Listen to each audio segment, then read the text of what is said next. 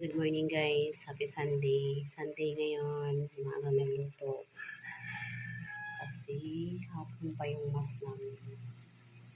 Ayan, alam mo guys, ang lutuin ko ay pansit. Kaso hindi ko siya alam lutuin. Hindi ko siya alam paano lutuin kasi bigay lang siya sa amin. Ito siya.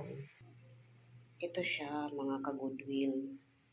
Hindi ko alam kung anong tawag dito. Ang alam ko galing Bicol to eh. First time kong magluto. Hinuhugasan ba to mga guys? Kasi hinugasan ko to eh. Kasi as in hugas na hugas. Kasi parang ang alikabok. Ito lang yung panghalo ko pag yung beans, carrots. Yung chicken na yan, wala na yung buto. Binili ko sa pamilya. Ayan lang. Study sa pagluto.